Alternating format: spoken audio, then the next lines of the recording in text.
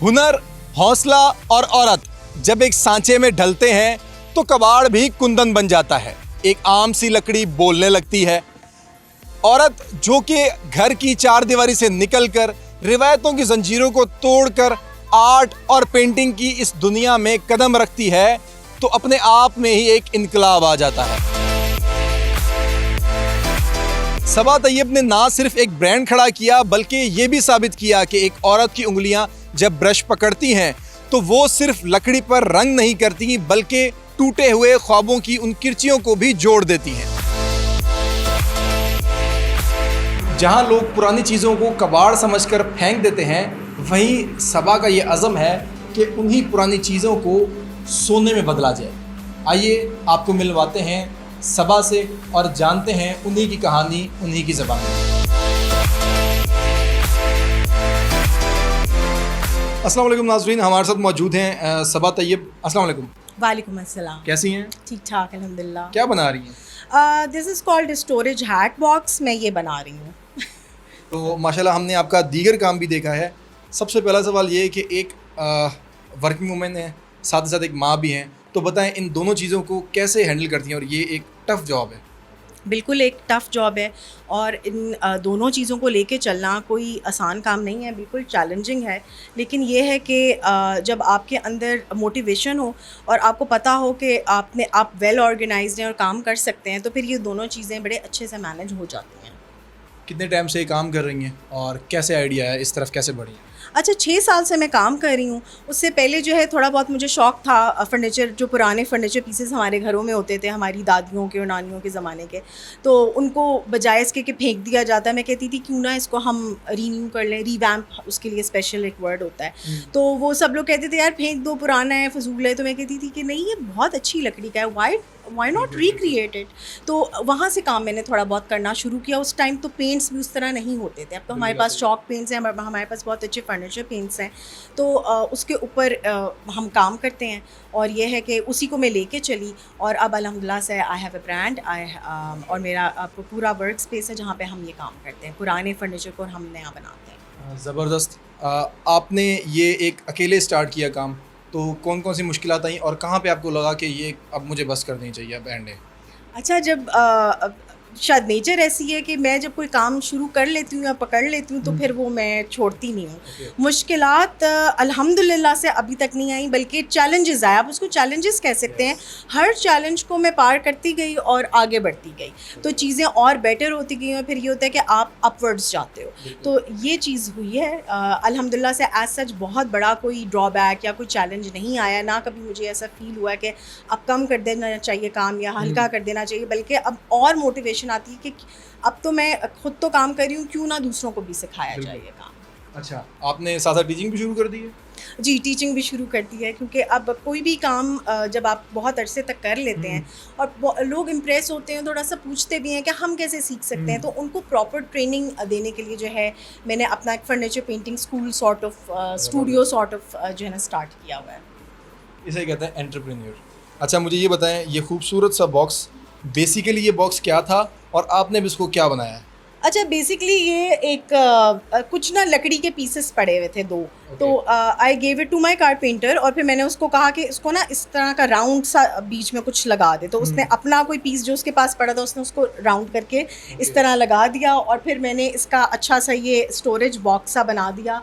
और ये this is for basically male base theme, क्योंकि कलर्स ऐसे हैं। तो this is a leathered effect look box, जिसमें आप अपनी चीज़ें स्टोर भी कर सकते हो और आप इसको एज अ पीस रख सकते हो, एज अ डेकोर पीस। बिल्कुल, आप अपने रूम में रख सकते हो या फिर आप किसी लाउंज में या कुछ इस टाइप का रख सकते हो। मुझे ये बताएं, इसको रेडी करने के लिए कौन कौन सी चीज़ें इस्तेमाल हुई? सबसे पहले तो मैंने ब्रश आपके हाथ में देखा, तो मुझे ये बताएं, इतने सारे ब्रश आपने रखे हुए, इससे पहले कभी यूज़ किए थे बचपन में, जो अभी आप स्पेशलिस्ट हो गई हैं? अच्छा, वाकई कभी भी नहीं बहुत ज़्यादा यूज़ किए थे। ऐसे से ब्रशेज़ होते थे हमारे पास ना बचपन में, ये वाले मेकअप के लिए, आईलाइनर के लिए, है ना?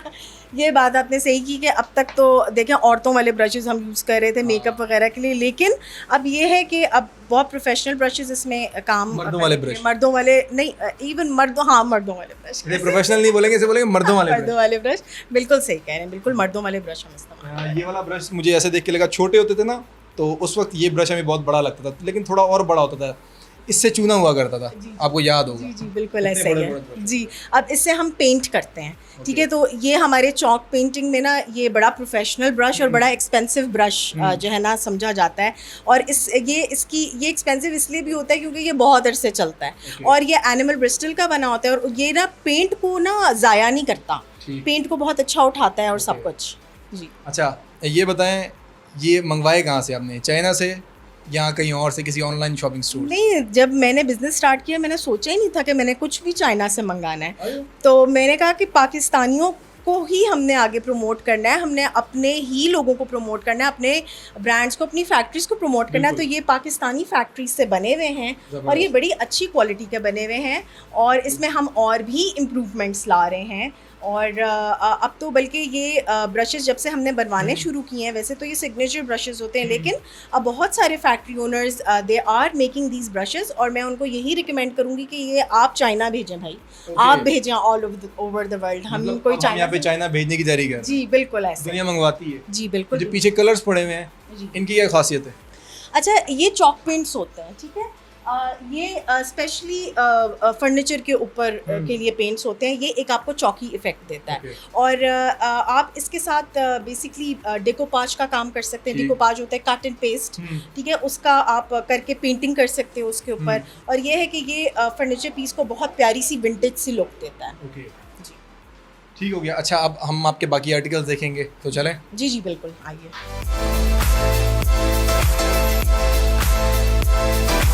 मिस सबा, ज़रा ये हाथ दिखाइएगा कैमरे की तरफ ऐसे करके। ये है वो हाथ जो कि वीरान लकड़ी को छूने के बाद उसमें एक नई जान डाल देते हैं। अब मुझे बताएं, यहाँ पे कौन कौन सी चीज़ें हैं जो आपने बनाई हैं और कैसे बनाई हैं? अच्छा, ये सब चीज़ें मैंने ही बनाई हैं और हाथ से ही बनाई हैं। और इसमें से ये वाला जैसे फर्नीचर पीस है, ये कबाड़ वाला पीस था जिसको मैंने पूरा रिवैम्प किया है, जिसे आप सैंड पेपर से लगी हुई थी मशीन के साथ। जी बिल्कुल, सैंड पेपर के साथ काम किया है। उसके बाद फिर पेंटिंग हुई है उसके ऊपर, उसके बाद पॉलिश हुई है इसके साथ। तो फिर उसके बाद जाके पीस प्रिपेयर होता है। और सिर्फ ये नहीं, इसके अलावा बड़े बड़े बेड पीसेस और ये सब कुछ ये भी होते हैं। और कभी कभार हम ऑन स्पॉट जाके करते हैं, कभी हम अपने स्टूडियो में मंगा लेते हैं। और इसके अलावा ये जो वॉल्स होती हैं, ये टेक्सचर वॉल्स, ये भी बनाई जाती हैं, इस पर पेंटिंग्स होती हैं। आपने खुद की है? जी, ये मैंने खुद किया। मुझे लगता है आप भी कभी वक्त में वो बच्ची होती होंगी जिसने कभी गिलास से उठा के पानी ना पिया हो। नहीं नहीं? नहीं, मुझे हमेशा से हर काम खुद करने का शौक था। मुझे कभी भी सुकून से मैं बैठ नहीं सकती। मुझे हर कोई ये कहता है कि यार आप में सुकून नहीं है, तो मैं यही कहती हूँ, I just need to do some work, I want to find something and I want to make it and I want to do something. अच्छा, ये जो ऊपर लगा हुआ है ग्लोब सा, जी, ये भी मैंने खुद बनाया है, जो मेटल लैंप है। जी, तो ये अनबैलेंस है, तो ये अनबैलेंस है या रखा ही आपने? नहीं, ये हमने इसको रस्टिक लुक दी हुई है। So it is not suppose to be perfect. हमारा जो काम होता है ना, it is not suppose to be perfect, क्योंकि वो परफेक्ट काम के लिए दूसरी चीज़ होती है। वो जैसे कि डीको पेंट और वो वाला और अलग है, वो अलग चीज़ है। तो हम जैसे कि ये चीज़ बनाई है, तो this is like rustic inspired look, तो it needs to be a little bit ना, थोड़ा सा डींगा होना चाहिए ये। ठीक हो गया। हमें परफेक्शन चाहिए होती है, लेकिन परफेक्शन ही सब कुछ नहीं होती। एक रस्टेड सा, एक रफली जो चीज़ होती है, वो भी एक ब्रांड बन जाती है। सिर्फ सोच का फ़र्क है। अच्छा, मुझे ये बताएं, शीशा आपने खुद तोड़ा है, टूटा हुआ था? नहीं, ये यहाँ से जो है ना लग के लगने के बाद टूटा है। ये भी एक एंटीक हो गया। ये बताएं, ये क्या पड़ा हुआ है? अच्छा, ये रतन पड़ा हुआ है। हम रतन भी इस्तेमाल करते हैं लाइक चेस्टर्स में या फिर अलमारियों में।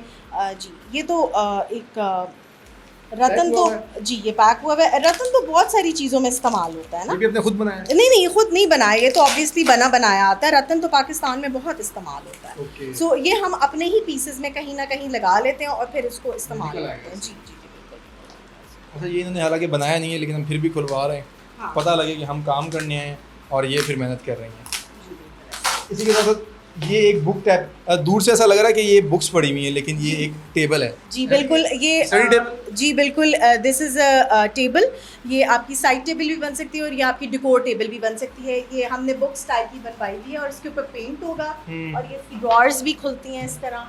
एंड दिस इज़ लाइक ये फर्नीचर पीस सोचा हुआ था कि हमने इस टाइप का बनाना है, नए नए डिज़ाइंस लाना भी हमारा काम होता है। बिल्कुल। अब जैसे ये पड़े, ये बक्से पड़े हुए हैं, सो वी वांट कि हम इसको जो है ना बक्सा पीस या फिर बक्सा टेबल टाइप कुछ बनाएं इसका। ठीक हो गया।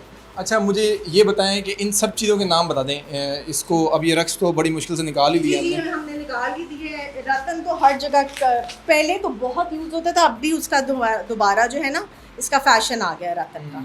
सो इट इज़ इसकी चीज़ें थोड़ी एक्सपेंसिव बनती है। रतन इज़ एन एक्सपेंसिव चीज़। पहले हम ये समझ रहे थे कि तिनका तिनका जोड़ के रतन बनाने वाली खातून ये है, लेकिन ऐसा बिल्कुल नहीं, बिल्कुल ऐसा नहीं है। ये वाले और ये क्या चीज़ें हैं मुझे बताएं ना। अच्छा, ये बेसिकली जो है ना वॉल हैंगिंग्स हैं। आप इनको जैसे कि ये है, ये झरोका है, ठीक है। जिन जो झरोके के शौकीन होते हैं वो इस टाइप की पेंटिंग्स लेते हैं। फिर ये जो है ये हमारा कुछ विक्टोरियन स्टाइल का है, ठीक है। और ये उस टाइप की वॉल हैंगिंग्स है। ये भी झरोके हैं, ये डिफरेंट किस्म की वॉल हैंगिंग्स हैं। तो ये डिफरेंट किस्म की चीज़ें बनी हुई हैं। कुछ शीशे हमने बनाए हुए हैं, उनको साइड पे से पेंट किया हुआ है, कुछ इस टाइप का आर्ट वर्क किया हुआ है। तो बहुत की सारी स्टैंड? चीज़ें- जी, की स्टैंड्स एंड ऑल आपने खुद ही बनाया हुआ है? जी। तो ये जो है ना थोड़ा सा थोड़ा विंटेज टाइप ऑफ काम किया हुआ है। जी बिल्कुल नाजरीन, आज के लिए सिर्फ इतना ही था। उम्मीद करते हैं कि मज़ीद भी हम आपको चीज़ें दिखा सकेंगे। कुछ चीज़ें आपको फुटेज में नज़र आएंगी, कुछ हमने आपको यहाँ दिखाई हैं। तो ये ख़ातून जिन्हें सबा तैयब भी कहा जाता है, तो ये अपने आप में एक मॉडल हैं, रोल मॉडल हैं। ख़ास तौर पर ख़वातीन के लिए जो जल्दी हिम्मत हार जाती हैं, अकेले रह जाती हैं या रेस में पीछे रह जाती हैं। लेकिन कोई भी पीछे नहीं रहता। एक वक्त ज़रूर आता है जब आप कामयाब होते हैं, चाहे वो लड़का हो, लड़की हो, जवानी हो या कोई बुढ़ापा हो। एक दिन कामयाबी ज़रूर आपके कदम चूमती है और ज़िंदा मिसाल आपके सामने मौजूद है। तो अभी के लिए दीजिए अपने मेज़बान को इजाज़त। अगली बार मिलेंगे एक नई स्टोरी के साथ, एक नए पैगाम के साथ। अल्लाह हाफ़िज़, फ़ी अमान अल्लाह।